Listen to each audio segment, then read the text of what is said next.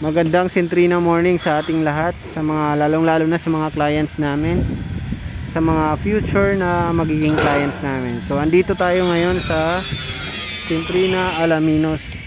So ito po yung mga ginagawa ngayon ay model unit po ng Centrina. Ito po yung Lavin, yung pinakamalaking house model ng Centrina Alaminos. So ayan. So si Lavin po sorry.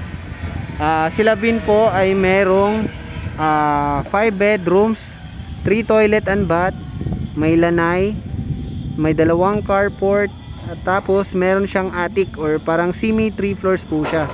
So yung attic po na yon ay pwede nating i-convert ng additional room or additional pwedeng KTV area or family area. Depende po sa inyo kung ano yung gusto nyong gawin sa attic. So ang Lavin po ay merong minimum na lot area na 145 square meters. Tapos ang floor area naman is nasa 180 square meter. So ayan. So check natin. So yung area na to, ayan, yung kantong to, yung hilerang yan, yan po yung magiging balcony niya, I mean carport area. So dalawang sasakyan po yung pwede dyan, isang diretso magkahilera, dalawa po yung pwede. Tapos dito naman sa area na to, sa side na to, yung hilera ng sementong ito guys, yan yung hilera ng sementong to, diretso dyan papunta sa likod. Ito yung magiging additional space pa po ito, lanay area po iyan. Yan, magkakaroon ng lanay area. So tara, pasukin natin. So limited lang po yung pwede nating mapasok as of now kasi ongoing po yung construction. So yung nasa ground floor pa lang, yan, naayos pa kasi nila. So at least meron na po kayong idea. Tingnan nyo po yung kapal ng ng pagkakagawa ng mga yan, talagang solid, talagang matibay yung pagkakagawa, hindi tinipid. Kasi sa iba talagang tinatagpi na lang So at least ito talagang maayos yung pagkakagawa. So papasukin po natin yung mismong Lavin na bahay. So ito po yung main entrance.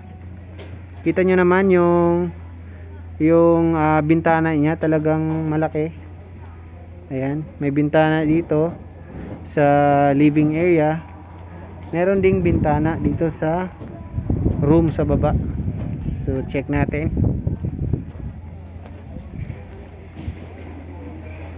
So, ito yung main door.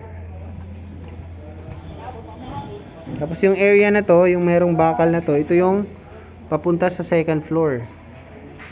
Tapos ito na yung magiging living area.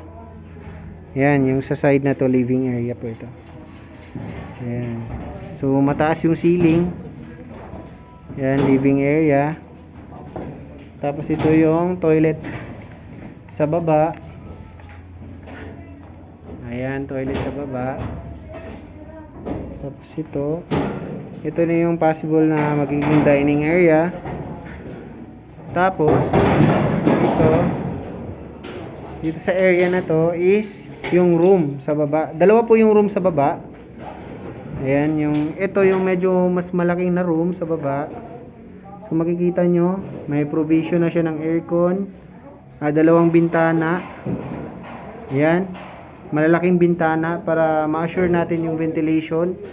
At saka makatipid tayo sa kuryente. Kung gusto nyo makatipid, bubuksan nyo lang yan, yung sliding windows natin. Yan, sliding windows para makapasok yung hangin. So ito naman yung magiging kitchen area natin. Yan, yung bintanang yan, dyan yung gagawin yung kitchen.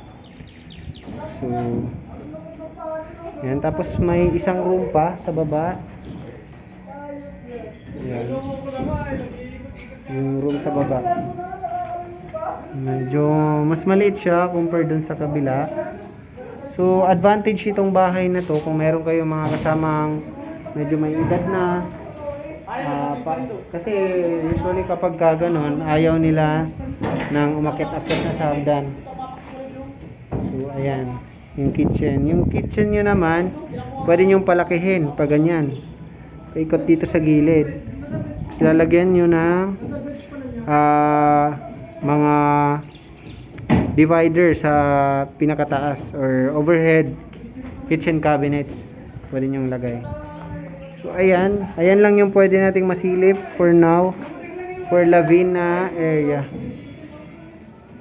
Silipin din natin pala yung pinaka sides nya, yung mga property boundary nya para may idea kayo. So labas muna tayo. Ayan yung living area.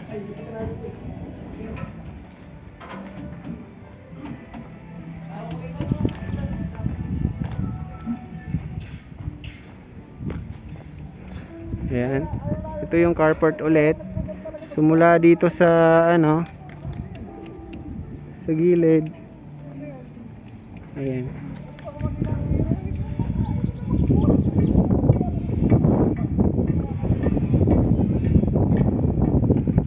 Ayan, hanggang dyan sa property boundary na yun. Ayan. Ikot. Hanggang lang po. Tapos sa harapan mga 5 steps pa po siya.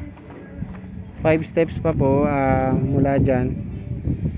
Yan, 5 pa po mula dito sa pathwalk na area. Yan lang po. Maraming salamat.